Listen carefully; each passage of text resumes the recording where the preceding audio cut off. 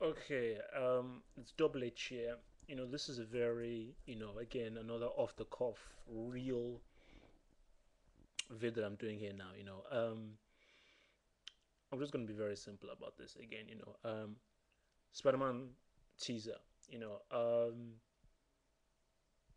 very real now. This was something I was waiting for a long time.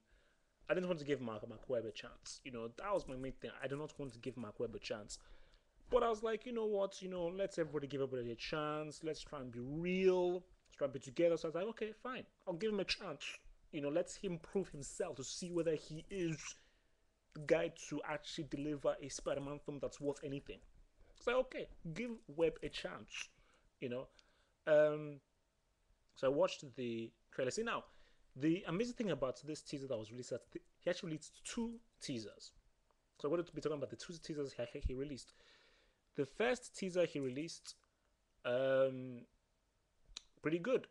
A bit dark, too dark for Spider-Man, and I think, again, yes, you can be a bit different, but again, there's some things that you can't really change about some characters. You can't make Batman a character that operates in daylight, and you can't make Superman like MGS, like what Singer did. Okay, there's some things about the character which just have to be the same. Spider-Man is a positive light character. Yes, there are dark elements, but he's a positive character, not cheesy like what Remy did. He's a positive, hopeful character. That's the first thing. Second thing, no. So that's but the first trailer that I saw of the teaser that I was actually into looked pretty good. It looks like a film. I think Andrew Garfield seems like a lot more of a more interesting, better Spider-Man than Raimi, whiny Toby Maguire. Everything just looked alright. It looked like him. And this has some. This is coming with something. It's coming with something. I was like, I liked what I saw. Then we have the second teaser.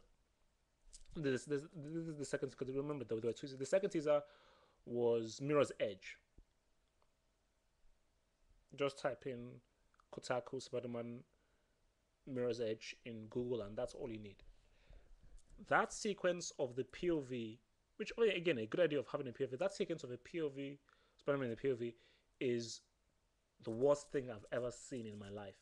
It is the biggest pile of BS I've ever seen in my life. Absolutely embarrassing. I don't care what people say. Oh, why are you judging a film for so long? No, to release that, Mark Webb, you are on crack cocaine. CC or KC, however you want to spell it, okay. To release that internationally, you are on crack cocaine.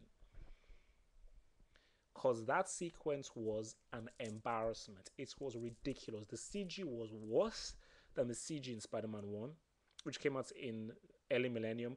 And the FMV in Final Fantasy VIII is better than the CG I saw in that film.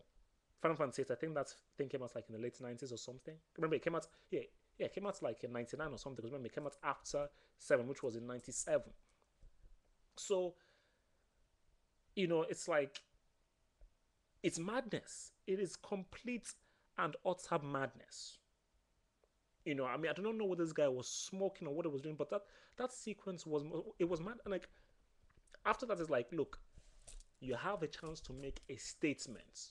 Okay, you already have guys who support the crap that Remy did who are on your back. You have to prove yourself. To prove yourself, you find a way of making that POV real. You find a way, or if you can't make the POV real, you have to have a shot of Spider-Man swinging for real. Once you do that, then you've fully made your intent. You've made your statement. By releasing that garbage, that's atrocious pile of rancid, useless sequence, the product is now a joke. I don't care what you say in the Comic Con. You can't talk rubbish in the Comic Con panel unless you really show some proper footage and you say that footage that we saw, Spider's Edge, was actually a lie. Then maybe we can talk. Maybe we can talk. But that is the only thing I'm going to say. That is the only thing that I'm going to say, is that what I saw was arrant nonsense. Complete arrant nonsense.